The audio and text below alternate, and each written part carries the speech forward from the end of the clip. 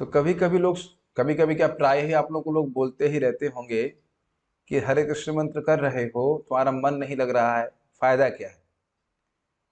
अब देखिए यहाँ पे क्या है, आज की थीम है, क्या यमराज भी हरि नाम सुनकर खुश हो सकते हैं। यमराज जी तो बड़े डरावने लगते होंगे, कितने लोगों को दंडित करते होंगे। तो यहाँ पे भागवत श्रीमद् भागवतम छठा स्कंद तीसरे अध्याय का 11वां श्लोक है।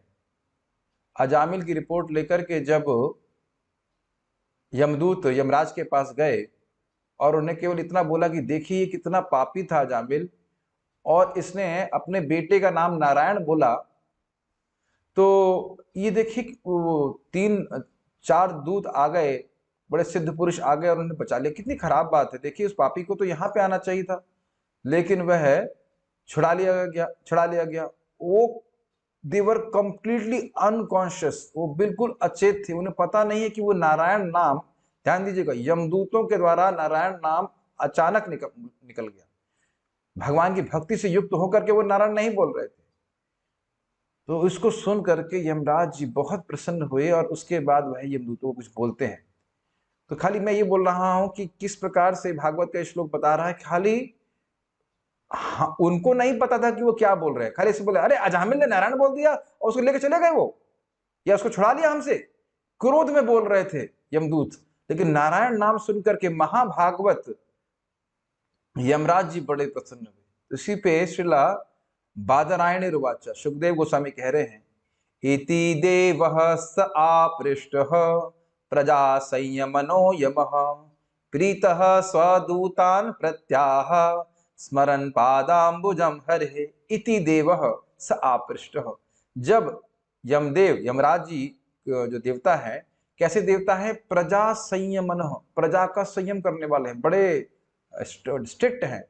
ऐसे यमराज से जब पूछा गया यमदूतों के द्वारा कि अजामिल को इस प्रकार से क्यों छुड़ा दिया गया, तो प्रीतः, उनको बहुत प्रेम से, स्वदूतान, अपने दूतान, उनको बहुत प्रीति हुई, बहुत अच्छा लगा।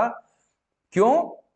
क्योंकि नारायण का स्मरण हुआ था उनको। तो स्वदूतान प्रत्याह, अपने दूतों को वो कहे, दूतों के प्रति वो कुछ कहे, क्योंकि आज तक तो नाम की महिमा बताए नहीं थे, तो अब आज वो बोलते हैं। तो क्यों खुश हुए? स्मरण पादाम्बुजम हरे, क्योंकि भगवान श्री हरि के चरण कमलों का वह स्मरण कर पाए। देखिए समझिए इस बात को, जैसे बद्ध जीव को थोड़ा सा आप हिंट दे दीजिए इंद्र तृप्ति के बारे में, तो तुरंत उसकी मति इंद्र तृप्ति में चली जाती है कि नहीं। मैं व्याख्या भी नहीं करना चाहूंगा कि जैसे बोलूंगा तो सबकी मति जाने लग जाएगी, ये मेरा उद्देश्य नहीं है।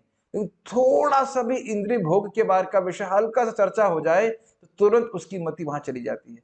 लेकिन जो महाभागवत हैं, भक्त हैं, वह किसी के द्वारा हरि नाम, हरि कीर्तन या हरि चर्चा सुनते हैं, अनजान में भी, जैसे कि आप यहाँ देख रहे हैं, अनजान में नारायण नाम सुन लिया था यमदूतों के द्वारा, तो यमराज जी बड़े प्रसन्न हुए।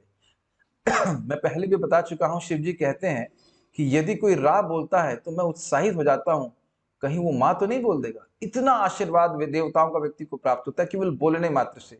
और सभी भक्तों के सामने मैं समझता हूँ तुलसी देवी तो होंगी, ये तो भगवान श्री कृष्ण की प्रिया है।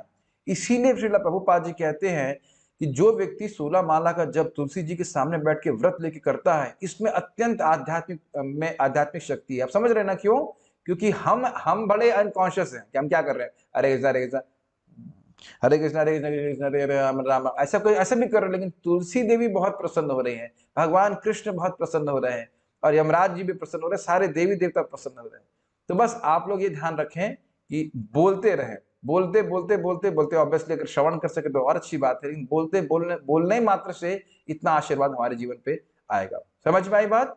ये बहुत बहुत महत्वपूर्ण श्लोक है। केवल नारायण अनजाने में गुस्से में बोल दिया नारायण, तब यमराज जी प्रसन्न हो गए। तो सोचिए कि अगर आप माला करके कर रहेंगे तो कितना आशीर्वाद यमराज जी का या और सभी का, शिव जी का, हनुमान जी का, सबका होगा। ठीक है, हरे कृष्णा।